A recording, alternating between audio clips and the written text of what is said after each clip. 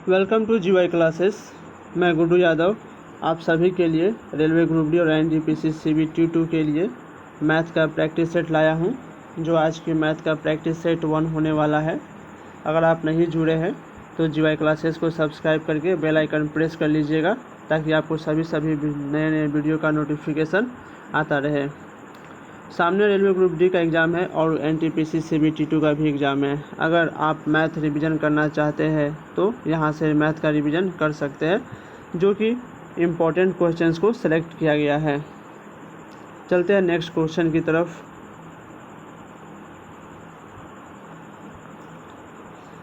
यहाँ पे आप पहला प्रश्न देख सकते हैं। किसी हौज को पाइप ए 6 घंटे में तथा पाइप बी 8 घंटे में भर सकता है।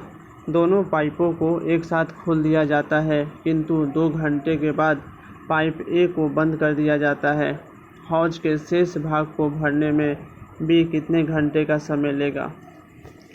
तो सबसे पहले आप ए और बी, ए जो है 6 घंटे में अकेले जो है पूरा हौज को भर देता है, और जो बी है 8 घंटे में भर सकता है।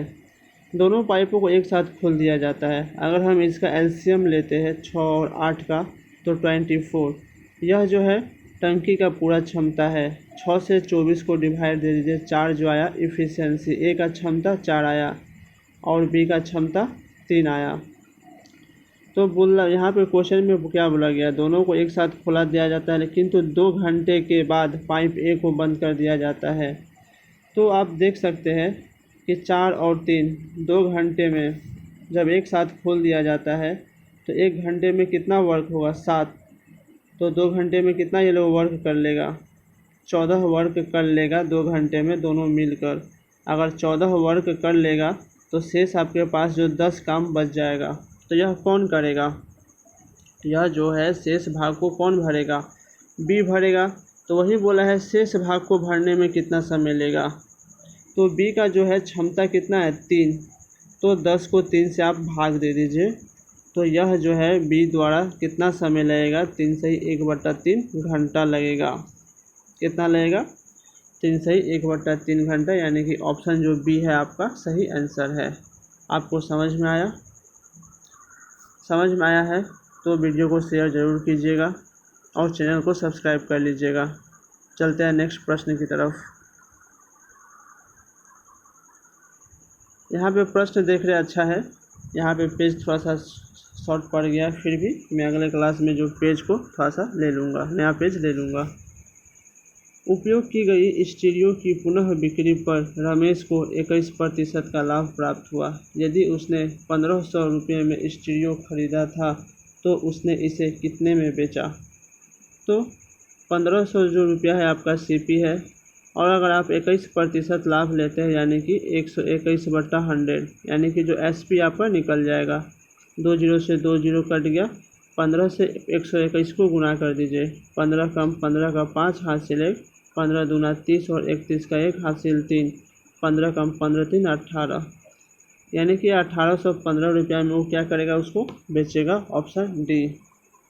यह हम एसपी निकाले थे, क्योंकि मेरे पास सीपी 1500 है और प्रॉफिट कितना है? 21%। आया समझ में? नेक्स्ट प्रश्न की तरफ चलते हैं। देखिए यहाँ पे एक सिंप्लीफिकेशन है, तो इसमें हम लोग क्या करते हैं, यहाँ पे हम लोग क्या देख रहे हैं? भागा है 3 प्लस, अगर 8 से 32 को भागा दीजिएगा तो 4 आएगा। क्या आएगा? 4 इंटू, यहाँ पे जो छोटा ब्रैकेट है इसको हम सॉल्व कर लेते हैं। 9 और 4 13, और 13 से 52 को भागा दे दीजिए तो 4 बचेगा। तो 4 चौके 16 और 3 19। आपका जो ऑप्शन ए होगा 19 आंसर होगा। यहाँ पे इसको भागा दिए, फिर यहाँ पे 9 और 4 को जोड़कर इसको 52 को भागा दे दिए, फिर दोनों को गुना करके 3 को जोड़ दिए। आया समझ में? सिंप्लीफिकेशन था, आसान क्वेश्चन था। चलते हैं नेक्स्ट प्रश्न की तरफ।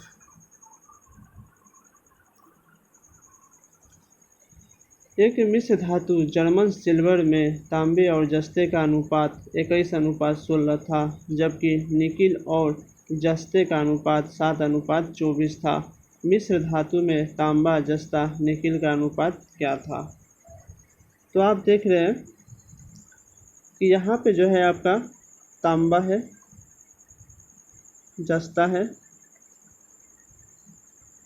और दूसरे भाग में क्या है, निकिल है और जस्ता है। तो पहले भाग में तांबा है 21:16 और दूसरे भाग में निकिल और जस्ता है 7:24। देखिए यहाँ भी जस्ता है, यहाँ भी जस्ता है, तो आप 16 और 24 में कितना मल्टीप्लाई करने से आपका दोनों इक्वल हो जाएगा। तो 3 मल्टीप्लाई करने से, आप बोलेंगे 3 मल्टीप्लाई करने से इसमें यह हो जाएगा 21×3 या 16×48। इसमें 2 से मल्टीप्लाई कर देंगे तो जस्ता को हमको इक्वल करना है, क्योंकि जस्ता यहाँ भी है, जस्ता यहाँ भी है, तो 14×48। तो आपको बोला है तांबा कितना हुआ 63 अनुपात जस्ता कितना हुआ 48, उसका निकिल कितना हो गया आपका 14। अगर यह किसी पहाड़ा से कट रहा है तो आप इसे काट भी सकते हैं। 63, 48 और 14, ऑप्शन बी आपका जो होगा सही आंसर होगा। आपको समझ में आया कैसे किए हैं। चलते हैं नेक्स्ट प्रश्न की तरफ। यहाँ भी देखिए प्रश्न तो शानदार है। यह है 0.6, उसके ऊपर है रेकरिंग यानी कि आवर्त। इसको भिन्न में कैसे बदलेंगे, तो सिंपली 6 लिख देंगे और 0.10 -1, 6/9 कितना आया 6/9, 3 से काट लीजिए, 3 दूना 6, 3 त्रिका 9 यानी कि 2/3, ऑप्शन डी। यह रेकरिंग का प्रश्न है। अगर ये आपको समझ में नहीं आया हो तो आप हमें कमेंट बॉक्स में लिख दीजिएगा। मैं इस पे एक स्पेशली 5-6 क्वेश्चन लेकर एक वीडियो बना दूंगा रेकरिंग पे। यहाँ पे देख रहे हैं आपका जो नेक्स्ट प्रश्न है 60 एवं 24 का लॉसअप। 60 एवं 24 का लॉसअप, तो 60 एवं 24 का लॉसअप इस ऑप्शन में से देखिए यहाँ पे दिया है 6 दहिया 60 और 6 9 54 यानी कि ऑप्शन बी हो गया आपका लॉसअप। आसान क्वेश्चन था, बहुत ही आसान क्वेश्चन। अच्छा प्रश्न तो अब आई है।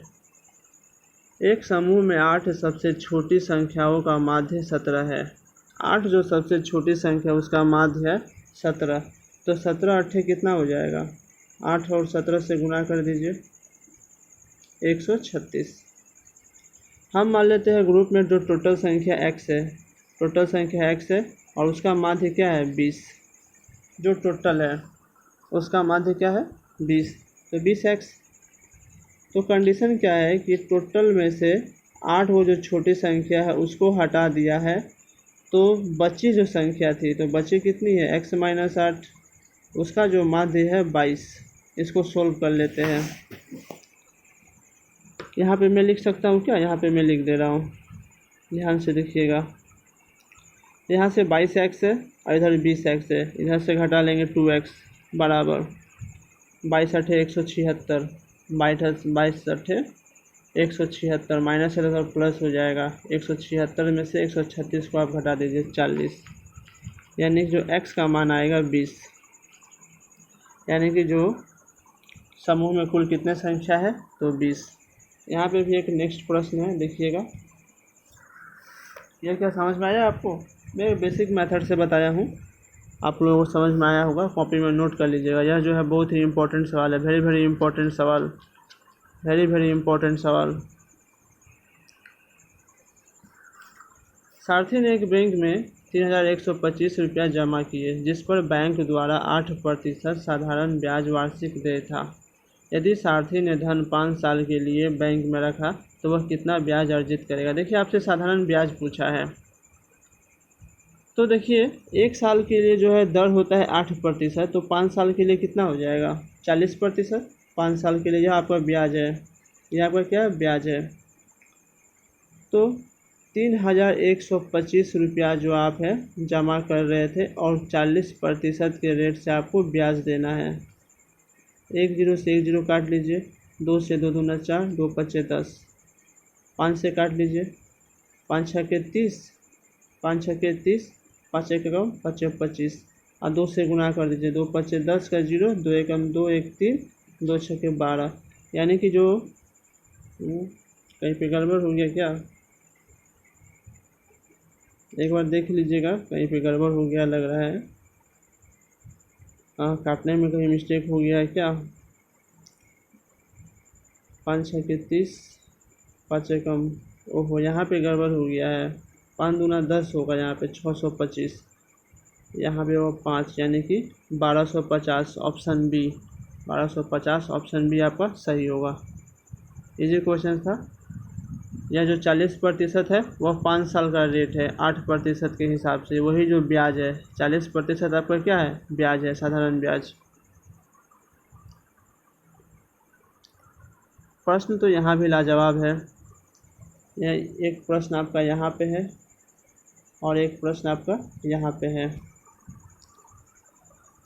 एक जूट बैग को ₹45 में खरीदने पर अस्मिता को 20% का लाभ अर्जित करने के लिए जूट बैग का विक्रय मूल्य क्या होना चाहिए। आपको एसपी पूछा है विक्रय मूल्य, तो सिंपली सीपी इनटू 20% लाभ है तो 120/100, 10 से 10 काट दीजिए, 5 दूना 10, 5 नवा 45, 2 से 2 छक्के 12, यानी कि 9 छक्के 54 रुपया, ऑप्शन सी।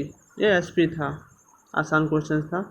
नेक्स्ट प्रश्न, यह जो है आपका नेक्स्ट प्रश्न है पाइप एंड टंकी का। पाइप ए एवं बी ये जब एक साथ काम करते हैं तो एक खाली टैंक को 24 घंटे में भर सकते हैं। एक साथ काम करते हैं तो 24 घंटे में भर सकते हैं। कौन, ए और बी दोनों मिलकर 24 घंटे में भर सकते हैं। यदि 8 घंटे साथ कार्य करने के बाद बी को बंद कर दिया जाता है लेकिन ए खुला रहता है, 8 घंटे बाद बंद खुला रहता है, तो इससे टैंक को भरने में कुल 28 घंटे लगे। इस टैंक को भरने में कुल 28 घंटे लगे। ए अकेला टैंक को कितने समय में भर देगा। यह बहुत ही लाजवाब प्रश्न है।